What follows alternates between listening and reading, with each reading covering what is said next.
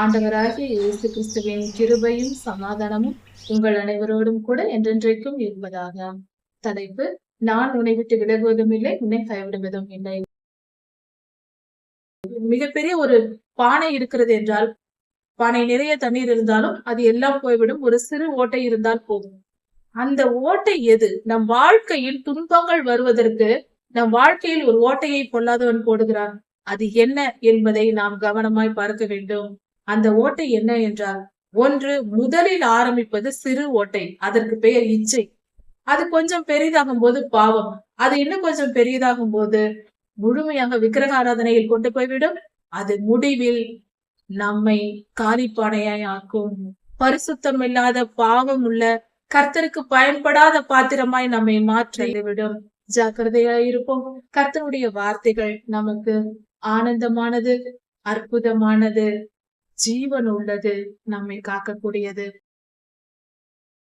ஏசாயா 7ஆம் அதிகாரம் 1ஆம் வசனம் முதல் 17ஆம் வசனம் வரை.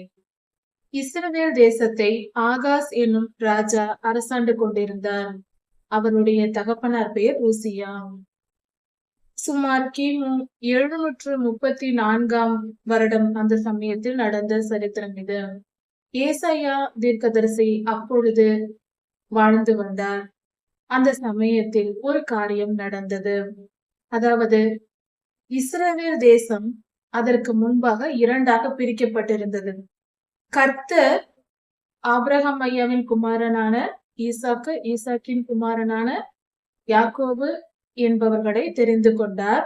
யாக்கோபுக்கு இஸ்ரவேல் என்று பெயர் கொடுத்தார். இஸ்ரவேல் ஐயாவுக்கு 12 பிள்ளைகள் பிறந்தார்கள். 12 கோத்திரத்தாரும் இஸ்ரவேலர்கள் என்று எண்ணப்பட்டார்கள். அவர்களை கர்த்தர் என்னுடைய ஜனம் என்று சொன்னார். அவர்களை எகிப்திலிருந்து புறப்பட பண்ணினார். இப்படி அவர்கள் எகிப்திலிருந்து கானானுக்குள் வந்த பின்பு அங்கு ராஜாக்கள் அரசாண்டு வந்தார்கள். அப்பொழுது உசியா ராஜாவின் குமாரனான ஆகாஸ் என்னும் ராஜா அரசாண்டு கொண்டிருந்தார். அதாவது, இதற்கு இடைப்பட்ட காலத்தில் தாவீது ராஜா அரசாண்டு கொண்டிருந்த பொழுது இஸ்ரவேல் தேசம் 12 கோத்திரத்தாரும் ஒன்றாயிருந்தார்கள். ஆனால் ரெகெபெயாமின் காலத்தில், அதாவது சாலமோன் ராஜாவும் ரெகெபெயாமும் அதிகமாக, அதாவது சாலமோனின் குமாரன் ரெகெபெயாம், இவர்கள் இருவரும் அதிகமாக விக்கிரக ஆராதனைக்கும் பொல்லாத ஆவிகளுக்கும் இடம் கொடுத்து பாவம் செய்ததினால் இஸ்ரவேல் தேசம் பாழ்பட்டு போயிற்று. எங்கு பார்த்தாலும் விக்கிரக ஆராதனை என்று பெருகிற்று. அது நிமித்தம் அங்கு, அதாவது கர்த்தருக்கு விரோதமாக பொல்லாத ஆவிகளுக்கு தேசத்தில் இடம் கொடுத்து விட்டார்கள். பொல்லாத ஆவிகள் இருக்கும் இடத்தில் சமாதானம் இருக்குமா, அல்லது கர்த்தர் தான் இருப்பாரா? எல்லா பாவங்களும் செய்ய பொல்லாத ஆவிகள் அங்கு நிரம்ப இஸ்ரவேல் தேசம் பிரிக்கப்பட்டு போயிற்று. இஸ்ரவேலின் 10 கோத்திரத்தார் பிரிந்து போனார்கள். லேவி கோத்திரத்தாரும் யூதா கோத்திரத்தாரும் இருவர் தவிர. லேவி கோத்திரத்தார் பொதுவானவர்கள், லேவியர்கள். அவர்களுக்கு தேசங்களில், இடங்களில் பங்கு கிடையாது. இடங்களில், நிலங்களில் எல்லாம் கிடையாது. அவர்கள் வாசமாயிருக்க இடம் மட்டும்தான் உண்டு, நிலங்கள் கிடையாது. அவர்கள் கர்த்தருக்கென்று தெரிந்து கொள்ளப்பட்டவர்கள். மீதி 10 கோத்திரத்தாரும், யூதா கோத்திரத்தை தவிர மற்ற 10 கோத்திரத்தாரும் பிரிந்து சென்று விட்டார்கள். இப்பொழுது யூதா கோத்திரம் தனியாகவும் மற்ற 10 கோத்திரங்களும் தனியாக இருந்தது. இப்படி அரசாண்டு கொண்டு இருக்கும் பொழுது உசியா ராஜாவின் குமாரனான ஆகாஸ் அரசாண்டு கொண்டிருந்தார். ஆகாஸ் யூதாவை அரசாண்டு கொண்டிருந்தார். மற்ற 10 கோத்திரங்களும் இஸ்ரவேல் என்று சொல்லப்படுகிறது. இஸ்ரவேலில் எப்ராயிம் கோத்திரத்தார் இருந்தார்களே, அதாவது இஸ்ரவேலிலே பெக்கா என்னும் ராஜாவும் யூதாவிலே ஆகாஸ் என்னும் ராஜாவும் அரசாண்டு கொண்டிருந்தார்கள். இப்படி இருக்கும் பொழுது இஸ்ரவேல் தேசத்தார் எல்லாரும் சேர்ந்து ரேத்சீன் என்னும் சீரிய ராஜாவோடு சேர்ந்து கொண்டார்கள். இஸ்ரவேலின் 10 கோத்திரத்தார் சேர்ந்து ஒரு தேசமாக இருக்கிறார்கள் அல்லவா? அவர்கள் சீரியரோடு சேர்ந்து கொண்டு, சீரியர்கள் என்பவர்கள் அந்நியர்கள், நம்முடையவர்கள் அல்ல, புறஜாதியார். அவர்களோடு சேர்ந்து கொண்டு யூதாவை எதிர்க்க, ஆகாஸ் ராஜாவை எதிர்க்க, யூதா கோத்திரத்தாரை எதிர்க்க வந்தார்கள். யூதாதான் கர்த்தருக்கு பரிசுத்தமாய் இருந்தது. கர்த்தர் யூதா கோத்திரத்தை தெரிந்து கொண்டார். மற்ற 10 கோத்திரத்தாரும் அதிகமாய் விக்கிரக ஆராதனை செய்தது நிமித்தம் கர்த்தர் அவர்களை விலக்கி வைத்தார். இப்படி இருக்கும் பொழுது யூதாவுக்கு விரோதமாக இவர்கள் எல்லாம் புறப்பட்டு வந்தார்கள். சீரியரோடு சேர்ந்து கொண்டு இஸ்ரவேல சேர்ந்து வந்தார்கள். சிரியாவின் ராஜா ரேத்சின், இஸ்ரவேலின் ராஜா பெக்கா. இந்த 2 பேரும் சேர்ந்து ஜனங்களோடு யுத்தத்திற்கு வந்தார்கள். அப்பொழுது யூதா கோத்திரத்தின் ராஜாவாகிய ஆகாஸ் மிகவும் கலங்கினார். என்ன செய்வதென்று, பெருக்கூட்ட மக்கள், இவர்கள் ஒரே ஒரு கோத்திரத்தார் மட்டும்தான் இருக்கிறார்கள். ஆனாலும் அதிகமான மக்கள் இருந்தாலும் மற்றவர்களோடு சேர்ந்து பார்க்கும் பொழுது எதிரியின் பலத்தை பார்க்கும்போது மகா பெரியதா இருக்கிறது. இந்த நேரத்தில் இப்படி ஒரு யுத்தம் வரப்போகிறது என்றால், அந்த காலத்திலும் எந்த காலத்திலும் யுத்தம் என்றால் அது பாழடிக்கதான் வரும். இப்படிப்பட்ட நிலையில் தேசம் எத்தனை பேர் மரணம் அடைவார்கள், எப்படிப்பட்ட ஆபத்து நேரிடும், தேசம் என்னவாகும் என்று மிகவும் கலங்கி போனார்கள். ஏனென்றால் இஸ்ரவேலருக்கும் சீரியாவும் இருவரும் 2 தேசத்து ராஜாக்களும் பேசிக் கொண்டார்கள். எல்லாரும் கூடி சென்று யூதாவை முறியடித்து அந்த தேசத்திற்கு நாம் ஒரு ராஜாவை நியமித்து அந்த ராஜா மூலமாக நாம் இருவரும் பங்கு பிரித்துக் கொள்ளலாம், பொருட்களையும் தங்கத்தையும் வெள்ளியையும் எல்லாவற்றையும் பிரித்துக் கொள்ளலாம் என்று திட்டமிட்ட இந்த காரியத்தை செய்தார்கள். இந்த செய்தி கேட்டதும் யூதாவின் ராஜாவாகிய ஆகாஸ் கலங்கினார். அப்பொழுது அவர் யூதா தேசத்தார் கலங்கி நின்ற போது கர்த்தர், அவர்கள் கலங்கி என்ன செய்திருப்பார்கள், கர்த்தருடைய பிள்ளைகள் ஜெபித்திருப்பார்கள். உடனே கர்த்தருடைய வார்த்தை ஏசாயா தீர்க்கதரிசிக்கு வந்தது. கர்த்தர் சொன்னார், ஏசாயா தீர்க்கதரிசியை அழைத்து, நீயும் உன் குமாரனான கேஆர் யாசூபுமாக இருவரும் புறப்பட்டு வண்ணார்துறை வழியாக மேற்குளத்து மதையின் கடைசி மட்டும் ஆகாசுக்கு எதிர்கொண்டு போங்கள் என்று சொன்னார். அதாவது நீயும் உன்னுடைய குமாரன் இருவரும் புறப்பட்டு எதிர்கொண்டு போங்கள். போகும்பொழுது அந்த மதையின் அருகில் வரும் பொழுது ஆகாஸ் ராஜாவை நீங்கள் பார்ப்பீர்கள், நீங்கள் சந்திப்பீர்கள் என்று கர்த்தர் சொல்லுகிறார். சில காரியங்கள் மிகவும் ஆச்சரியமும் அற்புதமுமாய் இருக்கிறது. அதை மனிதனால் ஜீரணித்துக் கொள்ள முடியாத அளவுக்கு, நம்மால் அதை புரிந்து கொள்ள முடியாத அளவுக்கு சில காரியங்கள் கர்த்தர் செய்வார். மிகவும் ஆச்சரியமாய் இருக்கும், அற்புதமாய் இருக்கும். அதாவது மிக துல்லியமாக சிறு சிறு காரியங்களை கூட, மனிதர்களே நாம் அற்பமாக சின்ன விஷயம் என்று சொல்லுகிற, இதெல்லாம் ஒரு சிறு பிள்ளைகள் செய்கிற காரியம் என்று நினைக்கிற காரியங்களை கூட கர்த்தர் துல்லியமாய் செய்வார். அது எவ்வளவு ஆச்சரியமா இருக்கிறது. ஏசாயா தீர்க்கதரிசியை அழைத்து நீ போய் ராஜாவினிடம் பேசு என்று சொல்லிவிட்டு இருக்கலாம். ஆனால் சொல்லவில்லை. சொல்ல வேண்டியதெல்லாம் சொல்லி, நீ போய் எந்த இடத்தில் சந்திக்க வேண்டும், யாரோடு சேர்ந்து போக வேண்டும் என்று தெளிவாக மிக துல்லியமாக வண்ணார்துறை வழியாக மேற்குளத்து மதையின் அருகே சென்று அங்கு போய் ஆகாஸ் ராஜாவை சந்தியுங்கள் என்று சொல்லுகிறார். கர்த்தர் தீர்க்கதரிசியின் இடத்தில் சொன்னால் மிக சிறிய சிறிய காரியம் என்று நாம் நினைக்கக்கூடிய காரியங்களை சொல்லுவார். ஆனால் அந்த காரியங்கள் மிக ஆழமான அர்த்தமுள்ள காரியங்களா இருக்கும். அவர்கள் சந்திக்கிற இடத்திற்கு கூட ஏதாவது ஒரு காரணம் இருக்கும். ஏன் அந்த இடத்தில் சந்திக்க சொல்கிறார் என்பதற்கு காரணம் இருக்கும். எந்த காரணமும் இல்லாமல் கர்த்தர் ஒரு சிறு அசைவை கூட ஏற்படுத்த மாட்டார். கர்த்தர் சொன்னால் அதில் மிகப்பெரிய ஆழமான ஏதோ ஒரு காரியம் இருக்கிறது என்றே பொருள். எப்பொழுதும் இந்த எண்ணத்தோடு கர்த்தருடைய வார்த்தையை நாம் கவனிக்க வேண்டும். வேதம் வாசித்தாலும் சரி, தீர்க்கதரிசியின் சொற்களை கேட்டாலும் சரி, கர்த்தருடைய குரலை நாமே கேட்டு நாம் நடந்து கொண்டாலும் சரி, மிக ஜாக்கிரதையாக கர்த்தருடைய வார்த்தைகள், அவருடைய அசைவுகள், நாம் தரிசனம் பார்க்கும் பொழுது அவருடைய தோற்றம், இதையெல்லாம் கவனமாய் கவனிக்க வேண்டும். ஏனென்றால் ஒவ்வொன்றத்திற்கும் ஒரு பொருள் உண்டு. உதாரணத்திற்கு, கர்த்தர் ஒரு இடத்தில் நிற்கிறார். அவரது அருகே ஒரு சிறு பெண், 2-3 வயது உள்ள ஒரு சிறு பெண் நிற்கிறார். அவள் கர்த்தருடைய வலது கரத்தின் பக்கத்தில் நின்று, பக்கத்தில் கர்த்தர் உயரமா இருக்கிறார், இந்த பெண் சிறு பெண்ணா இருக்கிறாள். இவள் அண்ணாந்து கர்த்தரை பார்த்து கொண்டு இருக்கிறார். கர்த்தர் அந்த பெண்ணை பார்க்கவில்லை, தூரத்தில் எங்கேயோ கவனித்துக் கொண்டிருக்கிறார். அந்த சிறு பெண் தான் கர்த்தரை பார்த்து கொண்டிருக்கிறார். இப்படி ஒரு தரிசனம் வருகிறது. இதன் பொருள் என்ன? இதை நாம் ஆழமாய் கவனிக்க வேண்டும். மிக ஆழமான ஒரு காரியம் அதில் இருக்கிறது. என்னவென்றால், நாம் ஒருவரை புதிதாக பார்த்தால் எப்படி பார்ப்போம்? புதியதாக ஒரு இடத்திற்கு, ஒரு புதிய வீட்டிற்கு போனால் எல்லோர் முகத்தையும் உற்று கவனிப்போம், ஆழமாக பேசுவோம், எல்லாரையும் கவனிப்போம், வீட்டை கவனிப்போம், அவர்கள் முகத்தை கவனிப்போம், எல்லாவற்றையும் கவனிப்போம். ஆனால் காலையிலிருந்து மாலை வரைக்கும் நம்முடனே நம் பிள்ளைகள் இருக்கும் பொழுது அந்த பிள்ளைகளின் முகத்தை பார்த்தே பேசிக் கொண்டிருக்க மாட்டோம். எங்கேயாவது பேசிக்கொண்டு இங்க வாங்க வா என்று சொல்லிக் கொண்டிருப்போம். எதையாவது படித்துக் கொண்டு ஏதாவது வேலை செய்து கொண்டு பிள்ளைகளிடம் நாம சொல்லிக் கொண்டே இருப்போம். அவர்கள் முகத்தை உற்று கவனித்துக் கொண்டே இருக்க மாட்டோம். இது இயல்பு. இதே ஒரு தோற்றத்தில் தான் கர்த்தர் அந்த தரிசனத்தில் தோன்றுகிறார். இப்படி இது ஒரு உதாரணத்திற்கு கர்த்தர் தரிசனம் தந்தால் அதில் ஆயிரம் ஆயிரம் அர்த்தங்கள் புதைந்திருக்கும். இதன் பொருள் என்னவென்றால், நான் உன்னுடனே இருக்கிறேன் மகளே என்று பொருள். எப்பொழுதும் கர்த்தர் நம்மை கவனித்துக் கொண்டிருக்கிறார். அவர் நம்முடனேயே இருப்பதினால் நாம் பயப்பட தேவையில்லை. அதனால் நாம் தைரியமாக இருக்க வேண்டும். நம் சூழ்நிலைகள் எப்படி இருந்தாலும், எத்தனை போராட்டங்கள் வந்தாலும், எத்தனை வழிகள், எத்தனை வேதனைகள், எத்தனை துடிக்கும் காரியங்கள், எப்படிப்பட்ட காரியங்கள் வந்தாலும், மனதை கிழிக்கும் காரியங்கள் நடந்தாலும் நாம் அஞ்ச தேவையில்லை. கலங்கக்கூடாது, தைரியமா இருக்க வேண்டும். ஏனென்றால் நம் அருகிலேயே கர்த்தர் இருக்கிறார் என்று பொருள்.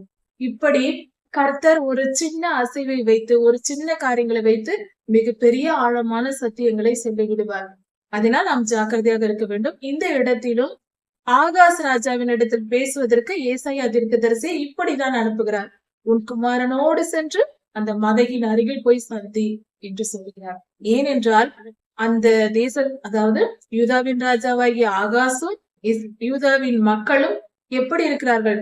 காற்றில் மரங்கள் அசைவது போல அவர்கள் இருதயம் அசைந்தது என்று வேதம் சொல்லுகிறது. அந்த அளவுக்கு அவர்கள் மிகவும் பயந்து நடுங்கி, அதாவது அவர்கள் இருதயம் தள்ளாட தொடங்கி விட்டது. அந்த அளவுக்கு துன்பம் வந்து விட்டதே. இப்பொழுது எல்லா ஜனங்களும், ஏனென்றால் அந்த காலத்தில் யுத்தம் என்றால், எந்த எந்த காலத்திலும் யுத்தம் என்றாலே ஒரு பலவீனமான தேசத்தின் மேல் யுத்தம் வந்தால் அந்த தேசம் முற்றிலும் அழிக்கப்பட்டு போய்விடுகிறது. அதனால் அந்த ஜனங்கள் எல்லாம் அழிக்கப்பட்டு போவார்கள். இந்த நிலை இருக்கும்போது யாருக்குதான் கலக்கம் இருக்காது? அந்த காலத்தில் மிகவும் துன்பம், பயங்கரமான மிக மோசமான காரியங்கள் நடக்கும். கொள்ளையடிப்பது, துன்புறுத்துவது, அடிப்பது, வெட்டுவது, குத்துவது என்று பயங்கரமா இருக்கும். இப்பொழுதும் கூட அப்படிதான் இருக்கிறது. இது ஒரு நொடியில் முடிகிறது. அந்த காலத்தில் நீண்ட நேரம் ரத்தமாய் கிடக்கும். சரி, எந்த யுத்தமாயிருந்தாலும் அது விரும்பத்தகாதது, அருவருப்பானது, வரக்கூடாதது. எங்கும் பூமி எங்கும் நடக்கக்கூடாத ஒரு சம்பவம் தான் யுத்தம். சரி, இப்படி விரும்பத்தகாத ஒரு காரியம் நடக்க போகிறது என்று சொல்லும் பொழுது யூதாவின் மக்களும் ஆகாசம் கலங்கி நின்றார்கள். கர்த்தர் ஏசாயா தீர்க்கதரிசி அவர்களிடத்தில் அனுப்பினார். அனுப்பி என்ன சொன்னார்? கர்த்தர் சொன்னார், நீ பயப்படாதே. ஆகாஷ் ராஜாவை குறித்து ஏசாயா தீர்க்கதரிசி சொன்னது கர்த்தருடைய வார்த்தை. அதாவது, நீ பயப்படாதே, அவர்கள் உன்னை ஒன்றும் செய்ய மாட்டார்கள். அவர்கள் சீரிய தேசத்தார் எப்ராஹிமரோடு, அதாவது 10 கோத்திரத்தில் ஒரு கூட்டம் தான் எப்ராஹிம் கூட்டம், அந்த ஜனங்களோடு சேர்ந்து கொண்டு ரெமலியாவின் குமாரன் இஸ்ரவேலின் ராஜா அவரோடு சேர்ந்து கொண்டு, ரேத்சினோடு சேர்ந்து கொண்டு, இப்படியாக அவர்கள் உன்னோடு எதிர்த்து வருகிறார்கள். இது சீரியருடைய திட்டம். இவர்கள் இப்படிதான் திட்டமிட்டு வருகிறார்கள். அவர்கள் உன்னை ஒன்றும் செய்ய மாட்டார்கள். நீ பயப்படாமல் அமர்ந்திருக்க பார் என்று கர்த்தர் சொல்லுகிறார். எவ்வளவு அற்புதமான ஒரு வார்த்தை! நீ பயப்படாதே, அமர்ந்திரு, நீ அமைதியே இரு என்று கர்த்தர் சொல்லுகிறார். இவர்கள் தேசமே உயிரை கையில் பிடித்துக் கொண்டு துடித்துக் கொண்டிருக்கிறது, என்ன நடக்குமோ என்று பயந்து நடுங்கிக் கொண்டிருக்கிறார்கள். அதனால் கர்த்தர் சொல்லுகிறார், நீ பயப்படாதே, அமர்ந்திரு. அது மட்டுமல்ல, அவர்கள் இருவருக்கும் ஒரு பெயரும் கர்த்தர் கொடுக்கிறார். அந்த புகைகிற கொல்லிக்கட்டைகள், இது அந்த இரண்டும் புகைகிற கொல்லிக்கட்டைகள். கொல்லிக்கட்டைகள் என்றால் விறகை அடுப்பில் வைத்து அந்த காலத்தில் எரிப்பார்கள். அப்படி விறகு எரிக்கும் போது அந்த தேவையான அளவு சமையல் வேலையெல்லாம் முடிந்த பின்பு அந்த விறகை எடுத்து அணைத்து வைத்து விடுவார்கள். தண்ணீர் ஊற்றி அணைத்து விடுவார்கள், மிச்சம் உள்ள விறகு மறுநாள் பயன்படுத்துவதற்காக. அப்படி அந்த அணைக்கப்பட்டவுடன் அந்த விறகிலிருந்து புகை வந்து கொண்டே இருக்கும். அந்த பாதி எரிக்கப்பட்ட விறகை கொல்லிக்கட்டை என்று சொல்வார்கள், அல்லது எரிந்து கொண்டிருந்தாலும் அதை கொல்லிக்கட்டை என்று சொல்வார்கள். எரிந்து கொண்டே இருக்கும், அது கொல்லிக்கட்டை என்று சொல்வார்கள். இப்படி வெப்பம் இருக்கிற, பாதி எரித்தும் பாதி எரியாமலும் இருக்கிற கொல்லிக்கட்டை. இந்த இரண்டு புகைகிற கொல்லிக்கட்டைகளாகிய ரேத்சீனும் ரெமலியாவின் மகனும் அவர்கள் போடுகிற திட்டம் நிறைவேறாது. அவர்களுடைய உக்கிர கோபத்தின் நிமித்தம் உன் இருதயம் துவள வேண்டாம். அவன் உக்கிர கோபமாக வருகிறான், அதற்காக நீ இருதயம் துவண்டு போகாதே. இன்னும் 65 வருடங்களில் என்ன நடக்க போகிறது? அவர்கள் இருவரும் அழிக்கப்பட போகிறார்கள். இன்னும் 65 வருடங்களில் இது நடக்கும். கர்த்தராகிய ஆண்டவர் சொல்லுகிறார், அவர்கள் இப்பொழுது போட்டிருக்கிற திட்டம், ஆலோசனை நிலை நிற்பதில்லை, அது நடக்காது, நீ பயப்படாமல் அமைதியாயிரு என்று கர்த்தர் சொல்லுகிறார். இதை ராஜாக்களின் புஸ்தகத்தில் போய் பார்த்தால் மிக தெளிவாய் இருக்கும். அதாவது கர்த்தர் ஒரு காரியத்தை யுத்தத்திற்கு வந்து வாசலில் நின்று கத்திய துன்மார்க்கர்கள் எல்லாம் திருப்பி பார்க்காமல் ஓடி போய் விடுவார்கள். கர்த்தர் அப்படி ஒரு காரியத்தையும் பல இடங்களில் செய்திருக்கிறார். இஸ்ரவேலரை காப்பாற்ற, கர்த்தர் தம் ஜனங்களை காப்பாற்ற எந்த வழியும் யுத்தம் நடந்தும் வெற்றி கொடுப்பார், நடத்தாமலே வாசல் வரைக்கும் வந்தவனையும் திருப்பி அனுப்புவார். இந்த செய்தியை ராஜாக்களின் புஸ்தகம் வாசிக்கும் பொழுது நாம் தெளிவாக தெரிந்து கொள்ளலாம். அந்த அளவுக்கு கர்த்தர் ஒவ்வொரு யுத்தத்தையும் தடுத்து நிறுத்துவது, வெற்றி தருவது போன்ற பல காரியங்களை செய்திருக்கிறார். இப்படி இதே காரியம்தான் இங்கும் நடக்கிறது. ஆகாஷ் ராஜாவுக்கும் கர்த்தர் அவர்களை காப்பாற்றுகிறார். அது மட்டுமல்ல, அவர் சொல்லுகிறார் 65 வருடங்களில் இந்த 2 பேரும், அதாவது இன்னும் சில விளக்கமாக சில காரியங்களை சொல்லியிருக்கிறார். சீரியாவின் தலை தமஸ்கு, தமஸ்குவின் தலை ரேத்சின். ரேத்சின் ராஜாவின் பெயர். சீரியா தேசத்தின் தலைநகரம் தமஸ்கு. இப்படி அவர்கள் எரிக்கப்பட்டு அழிக்கப்பட்டு போகிறவர்கள். இன்னும் 65 வருடங்களில் எப்ராஹிம் கோத்திரத்துக்கு தான் கர்த்தர் இந்த காரியத்தை சொல்லுகிறார். இன்னும் 65 வருடங்களில் எப்ராஹிமர் ஒரு ஜனமாய் இராதபடிக்கு நொறுங்குண்டு போவார்கள், அழிக்கப்பட்டு போவார்கள் என்று. எப்ராஹிம் என்பவர் யார் என்றால், யோசேப் ஐயாவுக்கு 2 குமாரர்கள், மனாசே, எப்ராஹிம் என்ற இருவரும். இது எப்ராஹிம் என்பவரும் மனாசே இருவரும் இஸ்ரவேலின் கோத்திரங்களில் 2 கோத்திரங்களாகவே அவர்கள் பிரிந்து வருகிறார். யோசேப்பின் கோத்திரத்தை போல எப்ராஹிம் கோத்திரம், மனாசே கோத்திரம் என்று 2 கோத்திரங்களும் அவர்கள் பிள்ளைகளும் தனித்தனி கோத்திரங்களாகவே எண்ணப்பட்டு வருகிறார்கள். இப்படி வருகிறது. எப்ராஹிமின் தலை சமாரியா, சமாரியாவின் தலை ரெமலியாவின் குமாரன். அங்க அந்த மனிதனுடைய பெயரே கொடுக்கப்படாமல் மகன் என்று சொல்லப்பட்டிருக்கிறது, ரெமலியாவின் குமாரன் என்று. ஏனென்றால் அவன் துன்மார்க்கனா இருக்கிறான். கர்த்தர் அவன் பெயரை பலமுறை சொல்லக்கூட விரும்பாமல் தான் இப்படி எழுதப்பட்டிருக்கிறது. கர்த்தர் ஒவ்வொரு காரியத்தையும் மிக துல்லியமாக ஆழமான கருத்துகளோடு நமக்கு கொடுத்திருக்கிறார். கர்த்தர் மிக மிக மிக ஞானம் உள்ளவர். அவரை போல பூரண ஞானம் உள்ளவர் ஒருவரும் இல்லை. ஒரு வார்த்தையோ ஒரு செயலோ கர்த்தர் நமக்கு சொன்னால் அதை நாம் ஆழமாய் அறிந்து புரிந்து கொள்ள முயற்சிக்க வேண்டும். அப்படி செய்யும் பொழுது நாம் பல மடங்கு பலனை பெற முடியும். லேசாக பார்த்துவிட்டு போனால் ஒரு பலன், கொஞ்சம் ஆழமாக நோண்டி எடுத்து பார்க்கும் பொழுது இன்னும் அதிக பலனை பெற முடியும். கர்த்தருடைய வார்த்தை ஆழமானது, பொக்கிஷங்கள் நிறைந்தது. ஒவ்வொரு வார்த்தையிலும் ஒவ்வொரு புதையல்கள் இருக்கிறது. அதை தோண்டி எடுத்து அனுபவிப்பது நமக்கு கொடுக்கப்பட்டிருக்கிற கர்த்தருடைய கிருபையா இருக்கிறது. இப்படி கர்த்தர் இந்த காரியத்தை சொல்லுகிறார். அவர்கள் இன்னும் 65 வருடங்களில் எப்ராஹிம் அழிக்கப்பட போகிறது. இப்பொழுது உனக்கு வந்திருக்கிற ஆபத்து உன்னை ஒன்றும் செய்யாது. நீ பயப்படாதே, தைரியமாயிரு. ஆனால் நீ விசுவாசியாவிட்டால் நிலை பெற மாட்டீர்கள் என்று கர்த்தர் சொல்லுகிறார். இந்த வார்த்தையை விசுவாசிக்க வேண்டும். கர்த்தர் காப்பாற்றுவார், நீ அமைதியாயிரு, பயப்படாதே என்று கர்த்தர் சொல்லுகிறார். அதை மனப்பூர்வமாய் ஏற்றுக்கொண்டு அமைதியாய் இருக்க வேண்டும். நீ விசுவாசிக்காவிட்டால் நிலை பெற மாட்டாய், விசுவாசித்தால் பலம் பெற்றுக் கொள்வாய்.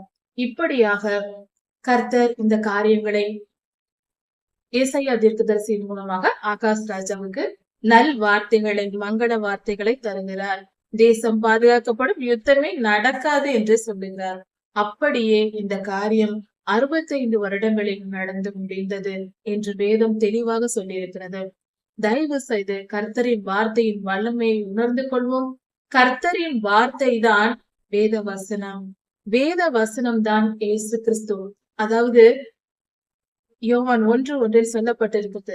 யோவான் 1ஆம் அதிகாரத்தில் சொல்லப்பட்டிருக்கிறது, அதிலே வார்த்தை இருந்தது, அந்த வார்த்தை தேவனிடத்தில் இருந்தது, அந்த வார்த்தை தேவனாய் இருந்தது.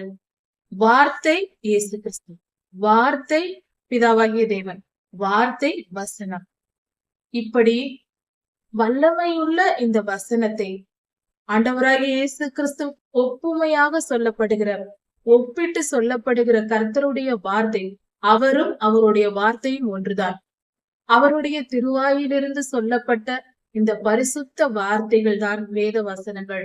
அவைகளை நாம் ஆழமாய் ஏற்றுக்கொண்டு மனப்பூர்வமாய் அதை கவனித்து சந்தோஷமாக ஆசையோடு நாம் படிக்கும் பொழுது ஆழமான சத்தியங்கள் வெளிப்படும். இப்பொழுதும் இந்த நாட்களில் கர்த்தர் நமக்கு நற்செய்தியை சொல்லுகிறார். அது என்ன நற்செய்தி? அதாவது இந்த செய்தி சொல்லப்பட்ட காலம் எது என்றால், ஆண்டவராகிய இயேசு கிறிஸ்து பிறப்பதற்கு முன்பாக. ஏசாயா தீர்க்கதரிசி ஆகாஷ் ராஜாவிடம் இன்னொரு காரியத்தையும் சொல்லுகிறார். அதாவது இப்பொழுது கர்த்தர் இந்த காரியத்தை செய்வேன் என்று சொன்னார் அல்லவா, இதற்கு ஒரு அடையாளத்தை நீ கேட்டு பெற்றுக்கொள். நீ கேள், அதை உனக்கு கர்த்தர் தருவார். அதாவது நீ கேட்கும் அடையாளம் வானத்திலிருந்தும் கேட்கலாம், பூமிக்குள்ளிருந்தும் நீ வரும்படி கேட்கலாம்.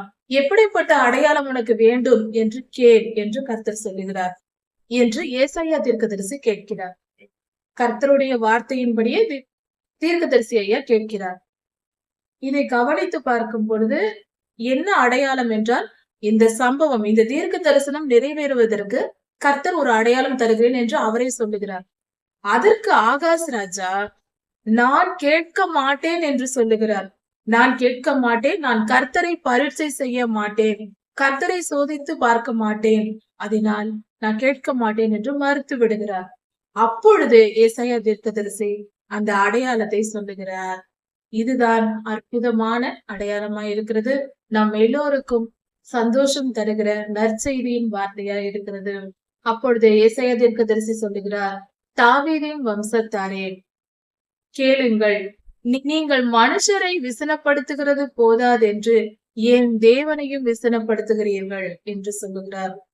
மனுஷரை தான், கர்த்தருடைய பிள்ளைகளை விசனப்படுத்துகிறீர்கள், வேதனைப்படுத்துகிறீர்கள் என்றால் ஏன் கர்த்தரையும் வேதனைப்படுத்துகிறீர்கள் என்று கேட்கிறார்.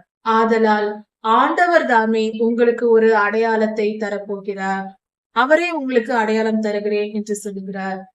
அந்த அடையாளம் இதோ, ஒரு கன்னிகை கர்ப்பவதியாகி ஒரு குமாரனை பெறுவாள்.